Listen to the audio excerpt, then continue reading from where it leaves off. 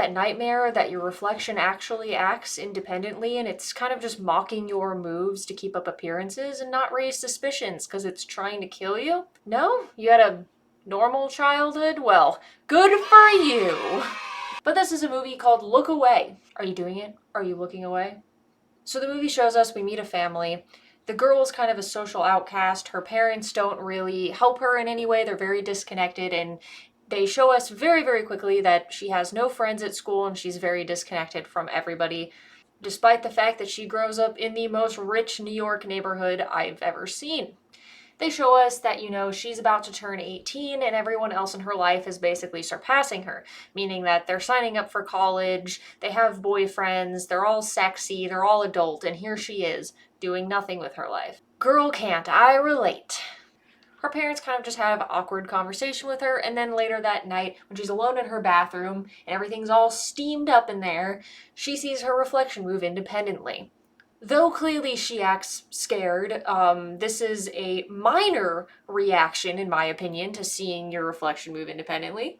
Because I can absolutely assure you, if I saw my fucking reflection move independently, I would probably cover every mirror on the spot and cover my windows in aluminum foil. And then probably check myself in the psych ward, but that should probably already happen. In the morning, her dad basically tells her she looks ugly as fuck, so she needs to get dressed. And then her equally rich friend picks her up in a Porsche, in the middle of winter in New York. So that's a safety hazard. Later that night, she finally grows some lady cojones and decides she's going to talk to her own reflection. That's a sentence I never really thought I would have to say. She basically has a full-on fucking conversation with herself.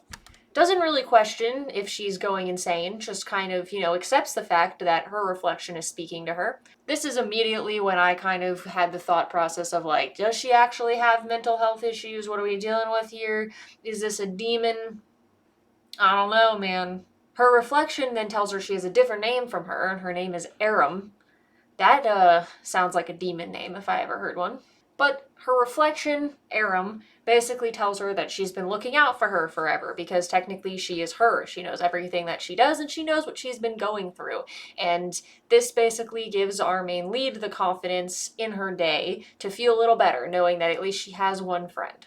She always wants to see the bright side of people, she always wants to see the bright side of her very shitty parents, and she always wants to see the bright side of her friends, hoping that they might actually like her.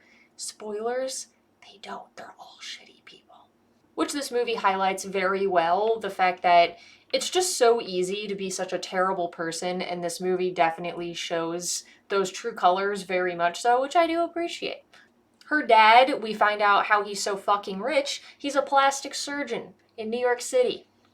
So, that's a lot of money. He invites her to his studio because he says when she turns 18, he would love to get her a gift. As any rich 18-year-old would assume, she's assuming she is getting an awesome car, just like her friend got her sexy Porsche that she's dangerously driving around New York City in the ice. Except it's just him offering her plastic surgery. Which, don't get me fucking wrong, if my dad was a plastic surgeon, I would want to be in that chair for free, ladies and gentlemen.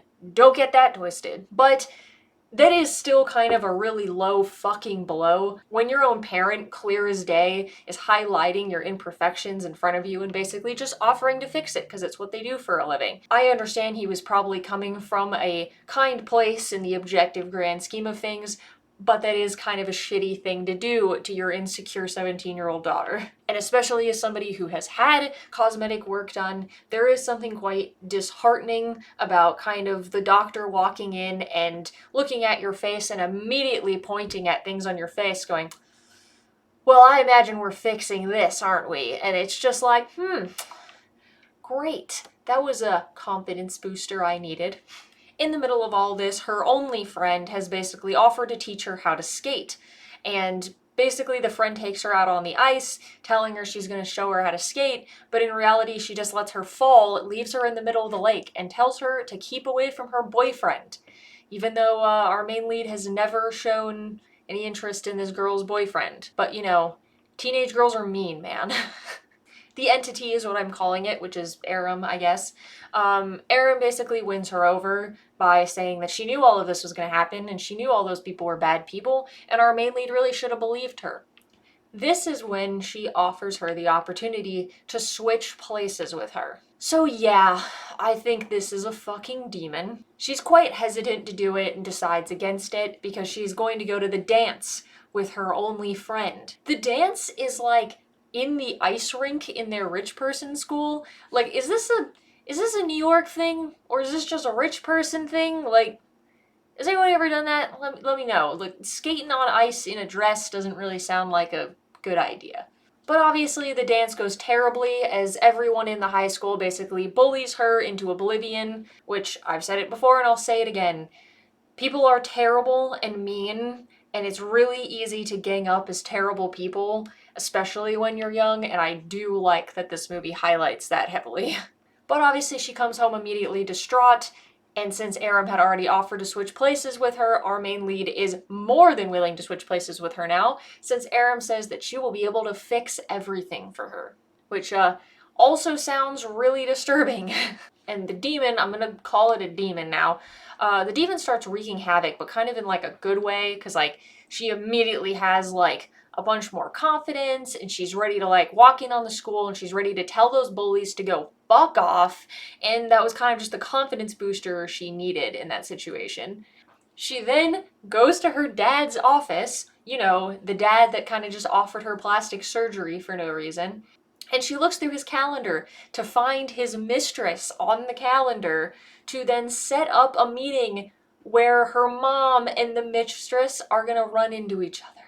So, I only see good things happening from that. And then honestly, this scene kind of just made me really sad inside because it's very obvious that the mother is going through like depression, I would describe it as, and she's been struggling a lot and the dad's very unhelpful. And she's kind of just sitting at home crying when his secretary calls and says, he would love to have lunch with you. Obviously, this is a trap, but she doesn't know this yet. So the mom just like gets up and she basically is like pulling herself out of this depression because she thinks her husband wants to see her and she's like so excited. And you know, basically like you can see the excitement in this woman's face that this invite has pulled her out of her depression. And it's so depressing to know that it's just a setup for her to find out he's cheating. That was sad. It was sad. I didn't like that scene. The demon, who's obviously, you know, in the place of our main girl, brings it up later at dinner, which, you know, isn't really super appropriate, but demon brings up why dad's fucking random women at the dinner table, gets her ass slapped. Not her ass slapped, just it's metaphorical. This is now when the newfound confidence and the good effects that the demon has been putting in her life kind of wear off, and the effects stop being good, and she starts basically making it a mission to wrong everyone who has wronged her. Kind of like, have you guys ever seen the movie The Final? It's kind of a very similar concept where people who were just wronged in their everyday life basically make it their mission to not only wrong people back, but basically mutilate and murder them. Guys, I know we've seen a lot of horror films, but not everything has to be mutilation and murder. There's alternatives, people. But again, this movie does really highlight just the absolute terror of humanity, so obviously we are going to go balls to the wall here if we're going to do anything, which is fine with me. So the boy that's been bullying her, instead of her just confidently standing up to him, she basically lures him into the locker room, and he's probably anticipating something else to happen, like maybe finding a girl helpless alone in the locker room, and in turn she breaks his legs. So, good for her, I guess. So, if this is what she did to her enemies that have wronged her, Lord only knows what she's gonna do to her friends that have wronged her. She invites her friend, you know, her friend, the one that invited her on the ice and then left her all that time ago. She invites the friend back out to skate with her because, you know, she's supposed to not know how to skate. But, you know, demons know how to skate, I guess. So she invites her out, and obviously she automatically knows how to skate so much better, and the friend's a little surprised. And just as anyone probably would, she senses that something is off. And then we kind of just go into like a chase sequence where the girl senses there's something wrong and just tries to skate away as fast as possible. I don't really know why, if you felt threatened by your friend on ice, you would just try to keep skating. Like, You're not skating on a fucking ocean. It's gonna end at some point. I don't get it. Horror movie logic. It's okay. After she senses something is off and then runs, well, skates away very quickly, inevitably she trips and then just slams into the curb and fucking dies. This is where we're basically going balls to the fucking wall because we only have like 25, 30 minutes left in this film, and I'm like, okay, well, it's taken us this long to get to this point, so what are we doing, guys? The police want to question her because they want to know what happened that day. Even though it doesn't really appear like there's any foul play here, but I think they just kind of want to keep us on our toes. But police want to talk to her. She keeps very creatively ignoring the police's phone calls and dodging their appearances. She then basically weasels her way in to talk to the dead girl's boyfriend.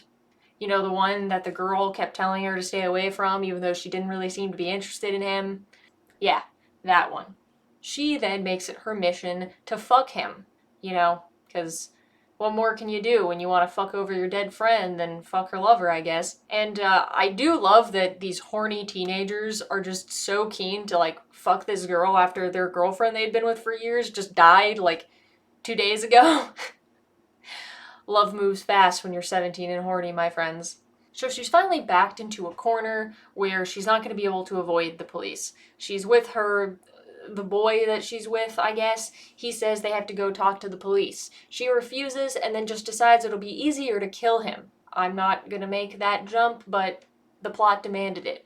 But she makes her final visit to go see her father.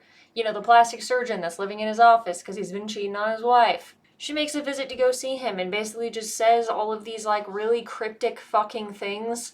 And then it, like, pans back, like, a long time ago when, you know, her mom and dad are, like, in the hospital, and then he's just, like, holding a baby, and then he's just like, yeah, there's no point in keeping this baby, it's, like, deformed and ugly or something, and the mom basically just begs him to keep it, and he's like, no. So is it supposed to imply that he, like, killed their first child or something because she was deformed, and then this is, like, the child's spirit? It's kind of really convoluted. We don't really get an answer on this. This was kind of the worst part of the movie, where we don't even know, basically, like, what to believe. Like, I kind of thought from the whole get-go that this was a demon, or I kind of thought from the get-go that this girl was just fucking crazy. Either way, we don't really get a solution to either of those, and she just decides she's going to kill her dad, and then, you know, just waltz back to her mom's house and just hang out with her mom. And then when she's hanging out with her mom, movie just kind of ends there. Not really saying that this was anticlimactic, but, you know, it wasn't very interesting at the end. I would have loved, like, a whole kind of demon thing where the demon basically takes over her life and then decides she wants to, like, kill everyone, and then basically switches back with her, so then she has to deal with all the consequences of the shit that this demon did. Now that's a movie. Someone needs to fucking call me before they make these goddamn movies. Anyway, that was the movie Look Away, which I actually really liked. I really do like a whole revenge arc. I love the worst of humanity arc. That's something that I always dig, something I always love. Maybe it's just because I got a dark brain, but I enjoyed it. So, if you enjoyed this too, movies like this, I watch them, and videos like this, I make them. So if you did end up liking this video, please make sure to interact with it, and please do subscribe. It means so much to me. And thanks, guys. See you on the next one. Bye.